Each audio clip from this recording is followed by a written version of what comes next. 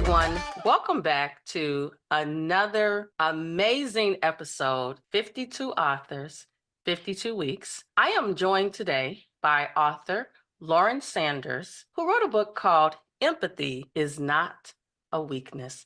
Hi, Loren. Hi, Lisa. How are you? I am very glad to be here today talking about this topic. And I am excited that you are here to talk about this topic because this is an area that I will tell you that depending on the situation, my level of empathy varies. I'll be the first to admit that.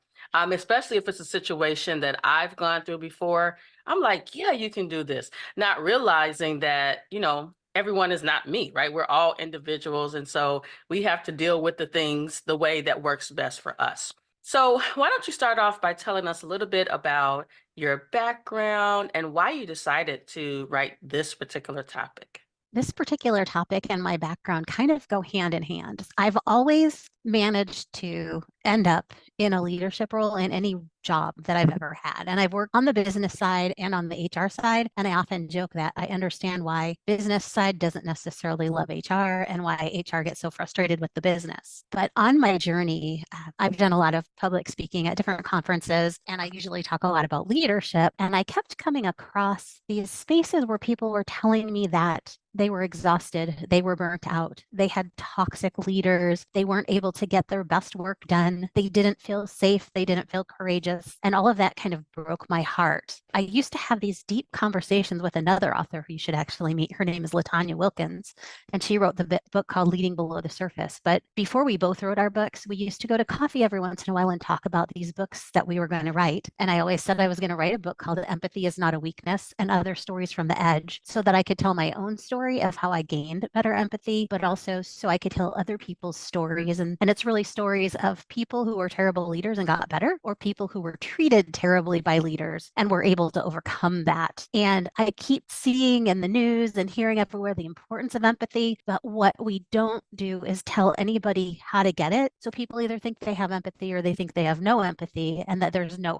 hope. And the reality is empathy is a practice, it's not a skill. And until we view it as a practice, then if you're not practicing it, you're getting worse. So my book is really a 7-week, if you do it week by week, reflection on who you are and the different components that will help you become a more empathetic human being. A lot of my readers have told me they read it first for content and then they read it to work the steps. And what's been kind of cool for me is I wrote it with the idea that I was wanting to rid the world of toxic leaders and that there didn't need to be such a thing as toxic leaders ever. But the people who have read it and have been impacted by it have not just been in the leadership space, but have been in the frontline worker space. And it's resonated with them, I think, because of the stories that they're so familiar with. And a lot of people told me that it's given them hope for a future and also an ability to understand how to really set boundaries that matter to them. And that, for me, has been one of the best things about this journey. So when I read it, the first thing that I thought was that you are the voice for the people, the ones that lost their voice because they were caught up in these toxic workplace situations, but also the voice of reason for the leader who is the one that is creating, cultivating, participating, leading this toxic workplace. And I think coming out of the pandemic with the whole, do you work from home? Do you not work from home situation? It has really caused this environment where some people just have checked out or they don't show up at all. I remember just literally going to pick up some food and I called on the phone and they were like, please hold, right? And so then I was like, okay. So they came back on the phone, took my order. So then I got there and I saw the same person who I knew was on the phone because I go to this place quite frequently. And I'm like, you need some help answering this phone. He was like, I cannot get people to come to work. And I'm just wondering, what are these folks doing if they're not working? How are they eating? Because I know in my household, if we don't work, we don't eat. So I feel like this book definitely is one that really could be used in the workplace to lead some employee engagement efforts to really help leaders understand the role that they're playing. So it's awesome. And as a person who is I call myself the leader's leader, right? I'm helping leaders grow their teams, but I'm coaching them to become a better version of themselves. And really, as you said in chapter 2, help them examine those blind spots. Because just like in a car, you don't see them and you don't see them coming. You don't see that person in your mirror coming, and you're blindsided.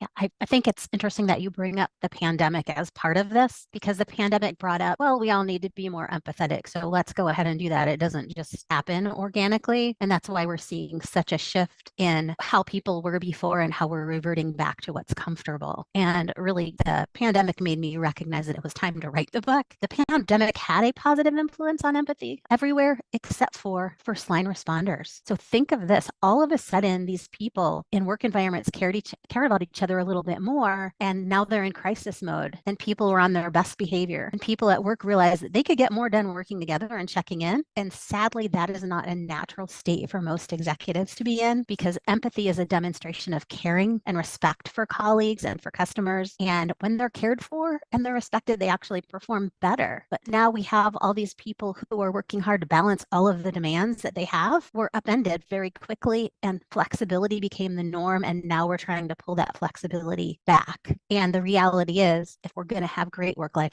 integration, then empathy needs to be a part of that, because any research you see shows that it boosts productivity, it boosts innovation, it reduces burnout, but it can't be espoused, right, without transparency, and it can't be espoused without action, because you know what? Employees know if you're authentic or not. And there is so much research out in the world right now about safety and well-being, and we're the company that does X and Y. And it was Ernst & Young who came out, and I don't remember the data off the top of my head at the moment, but there's a huge percentage of employees that don't believe what you're espousing because you're not practicing it.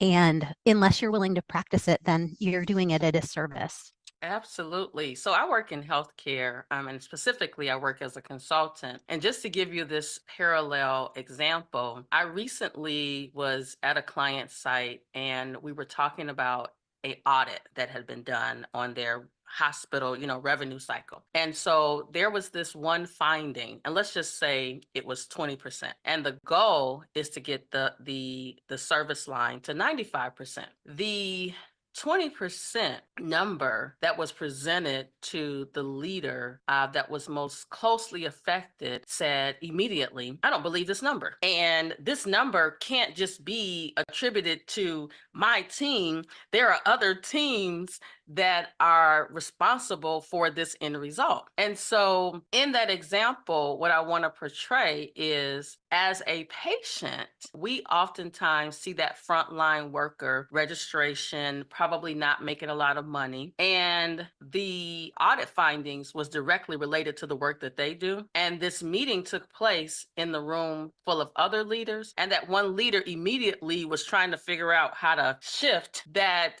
finding to everyone else. And then instead of others being empathetic to the situation, they immediately started to attack and say, it's not mine, instead of allowing me to help them work together to figure out the root cause. So I allowed it to play out. And then I said, hey, let's talk about how collectively we can shore up this finding, right? And improve it for all, because at the end of the day, it impacts all of us in our journey to get from having the patient to actually getting a payment. But what we also found was that the folks that were doing the work, they were treated so poorly by their leader that the mistakes that they were making is because they were, and I hate to say this, they were registering patients in the emergency room under duress, and not from the patients, but from their leadership. And so it was this ripple effect, right? That went from this one department to all the other departments that were sitting in the room. And so after they did that, I paused for a moment to play back for them what I just saw as an outsider who wasn't emotionally tied to the process, to the system. And as I started to play this back for them, they started to be more empathetic to the leader whose name department was on this finding, but then started to think about, this is how we can support your department, right? Support your staff. And I think that if I wouldn't have been there to be the voice of reason for them, this battle would have continued. But the goal is for patients when they come to the desk to register, they're sick. They want to have a person who's welcoming, who's not stressed out, right, to register them and exercise care for them. And my message to the leaders was, if you want your workforce to exercise care for the patient, you have to exercise care for them. So that was a long story, but as a patient, I'm sure you've experienced that frontline worker who was just like, welcome to Memorial General Hospital. And you're just like, I don't feel well. And this person is not treating me, with kindness, respect, empathy. They're just a body there. It's funny, sometimes when we're in that front line, we forget that it's more than just a job, especially in healthcare. The job that we do touches so many people, and the people who come to us are sick. Sometimes they're sick and they're mad. Sometimes they're sick and they don't know what's going on. But one of the backdrops I have when I talk about my book, when I go to conferences, is it's a logo called Powered by People, Empowered by Empathy, because I think it's a complete circle. People are powered better when they're treated with empathy, when they're cared for, and you have to give respect to get respect back. One of the most curious things I've found lately, because I like to look at all the data on a regular basis, is how, when we're talking about what good leadership looks like, we're asking the wrong people. We're asking C-level people. We're asking people already in leadership roles. Why are we not asking the front line what good leadership looks like? Engagement scores, don't even get me started with engagement surveys. Not one of your employees believes that anything is anonymous.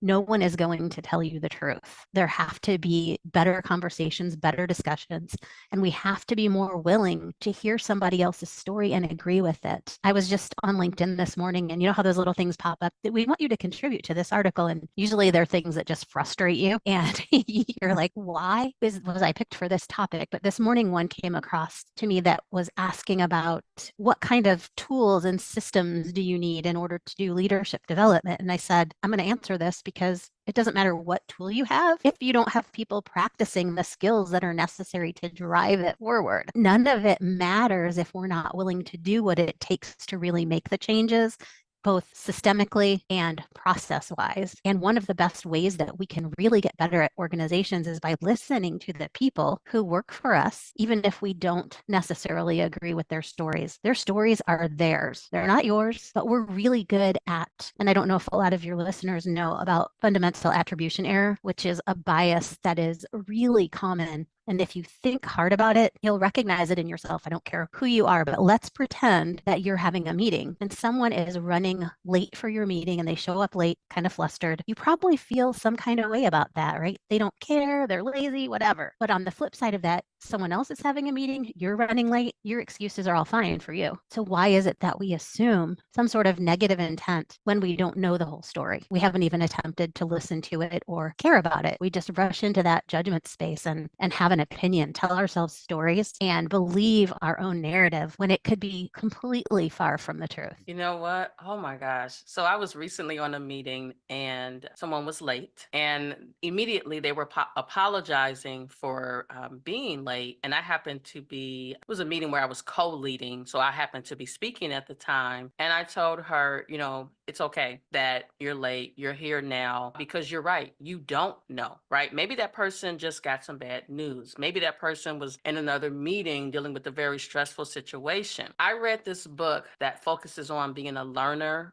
versus a judger. And that's where in your book you talk about honest communication and listening. I'm finding myself in situations where I'm having to tell others, and I don't know if this is mean or not, but I say to them, listen to understand as opposed to listen to respond. It's almost like they're listening just to be able to respond as opposed to listen to receive the information, decode the information, and then respond. And I don't know if that's, I got to get the last word. I must say something or I don't look intelligent. If I don't, I don't know what that behavior stems from. But when you listen, first of all, when you listen, you allow your body to relax, take in the information, perhaps learn something like you taught me a word that I didn't know, a concept. So I'm going to be researching that, right? But had I not not been listening, I wouldn't have caught that point. So tell us about, this is one of my favorite topics. Chapter 3 is about managing mindfulness. Why is that so important? After you just talked a lot about listening, and I know that you're a coach and I'm also a coach, one of the first tenets in coaching practices is really being able to listen. In order to listen well, we need to have that ability to be in the moment with people and listening to what they're saying and understanding what comes along with that. Something that we forget often is, we see how people act, but we don't know the history behind why somebody might be acting the way that they act. Maybe they have to be the loudest person in the room. Well, maybe that's something that comes from having a certain family culture that where everyone is trying to talk over each other, and that's just how they learned to be. That's how they learned to get along in the world.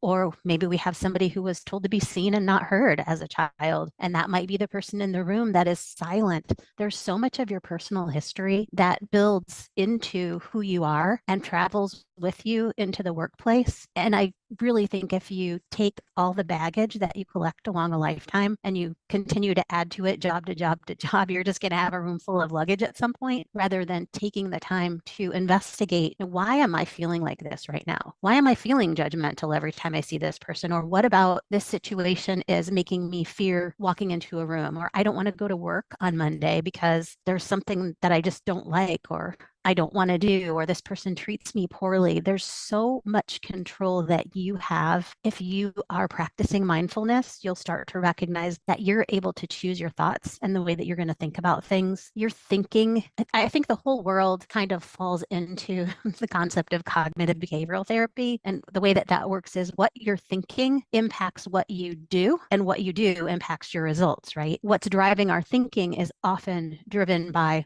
what we know and what we've been exposed to. And I'm somebody who moved from Illinois to Iowa about 3 years ago, and Chicago in the house. yes, so moving from a very, very blue to a very, very red state has really opened my eyes in a lot of ways when it comes to not understanding other people's stories. I come across people and they say something and I say, someone might find that offensive. And they're like, what do you mean offensive? I've been saying this my whole life. Like, they may not even have any idea that what they're saying is hurtful to you or has triggered you. And so on both sides of this, we both need to have a little bit more grace. If I say something and it upsets you, you have to be willing to be in the moment with me to say, hey, this is really upsetting to me. And I, on the other side, have to be curious about why it's upsetting to you. And even if I don't think it should be upsetting to you, I should accept that it's upsetting to you and not do whatever the thing is. I was just talking on another podcast. We finished the podcast and we started talking about an experience that I had with a politician locally, and she ended up re-recording it. So I'll tell you this story because it might resonate with your listeners. I recently met a politician who was running for office in my state, and I went to a Q&A session, and I noticed during the course of the session that he did not ever address the women. If a woman asked a question, he would respond to the significant other that was there that was male. He wasn't engaging with the women at all, really. He would answer the questions, but not to them. But afterwards, I went up, and because I have a loud mouth, right, to do that stuff, I like to be the voice of, hey, have you thought about it this way? I said, I noticed that you weren't engaging the women, that you were not considering what they were saying unless you were doing it within the context of responding to the male that was in their presence. And I learned, this guy's pretty old, so I won't say how old, but he's an older guy. And after talking to him, one, he didn't recognize he was doing it. And two, he thought it was more respectful to not address the female in the room because he thought it was more respectful to address the spouse. And not going to say right or wrong. I think there's a lot of things wrong with that, honestly. But the reality is how he was brought up in his history and his background, he had no idea that that was even happening. And until somebody pointed it out to him, would have never known and just kept doing that. And I've seen him many times since then. And he's definitely conducted himself a lot differently. And I like to think that maybe I was a part of making that happen, but I didn't know his story. I could have walked away from there and said, this person is horrible. I never want to see them again. I don't want to engage with them. And I definitely don't want them to represent me in any way. But if we just do that, we miss so many opportunities to connect with people. And being mindful and in the moment is giving them the space and time to be who they are, to listen and not get distracted by things, and also to accept what they're telling you as their own story, their own history.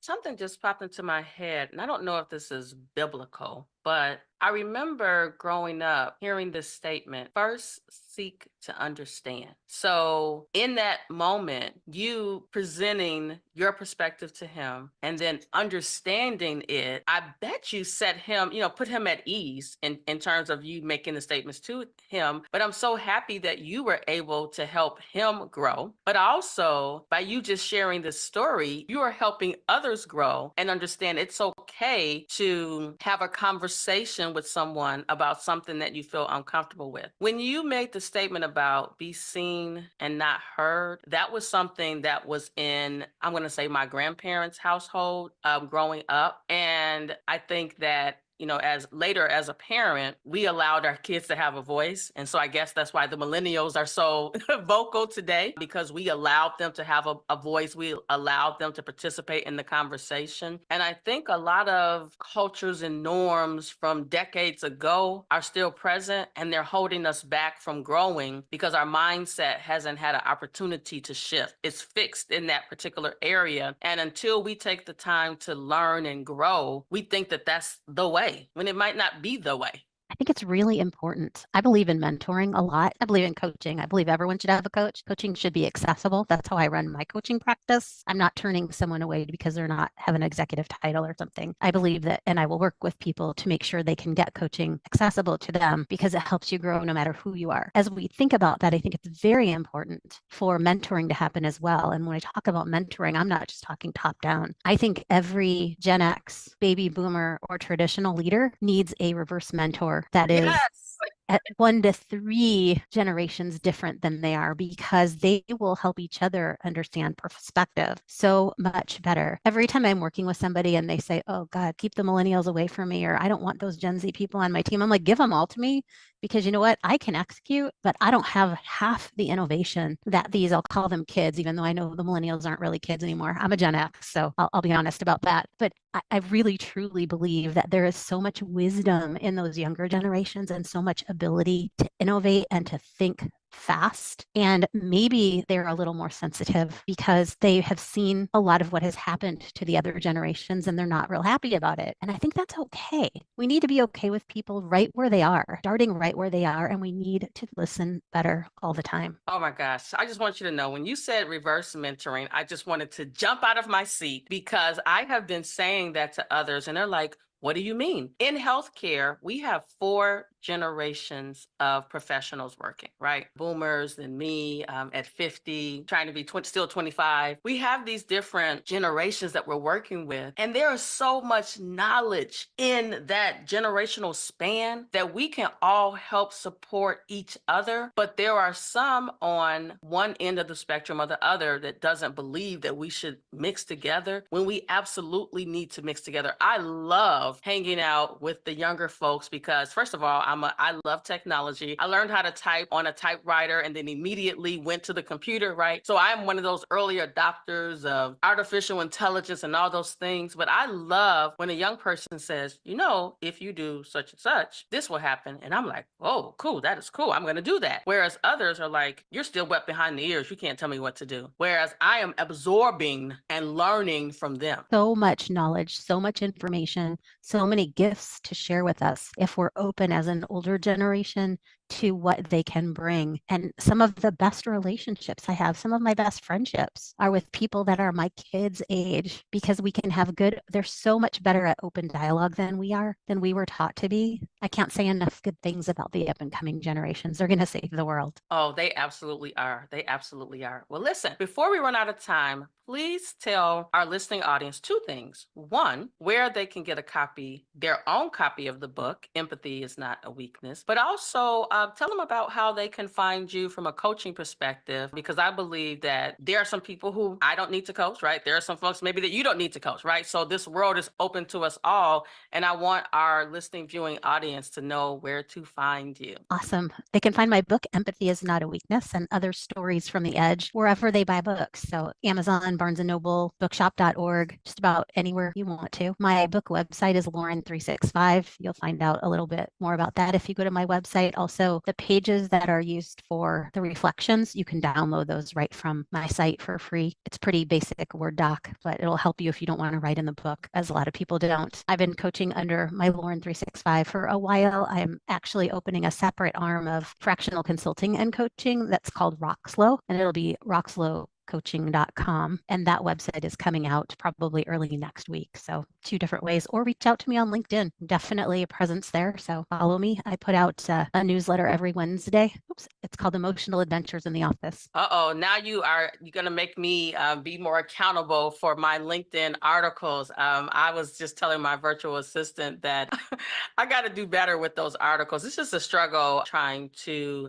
balance. And I find myself in my healthcare consulting role having to coach others. And then when I'm not being paid to do that, and I'm like, oh, I can write this article. So I have this long list on my phone of articles that I need to write. So you've just reignited that fire under me to write more articles on LinkedIn. What I would tell you is I don't put my business newsletter out as you have to subscribe to it. I just post it on my page, and I basically say here, and I've only got 2 episodes out so far, and it's every Wednesday, and it is download it if you want to, read it if you want to. You don't need to subscribe to anything because we all have enough email. So. Absolutely. You know what? When I post my articles, I just post it because I do agree. Even on my own page that I subscribe to, I think right now I have about 25 like this newsletter requests. And then when you do it, your email is flooded with all these emails, and I have enough emails to read on a daily basis. Right. All of us do. Yes. Well, Loren, thank you so much for joining me on another episode of 52 Authors, 52 Weeks. I know that our listening, viewing audience is going to be blessed by the information that you shared today. I know that I have a couple of to-dos for myself. My husband said to me recently, are you buying all of those books for the 52 authors? And I'm like, yeah, how else am I supposed to read them, right? But I'm learning and growing from each and every episode, and it's really an honor for me to meet you. And I want to thank you again for coming on today. Thank you. It's been an honor for me to be here, and I'm so glad I met you. Let's keep this conversation going beyond this. Absolutely. Thank you. Thank you.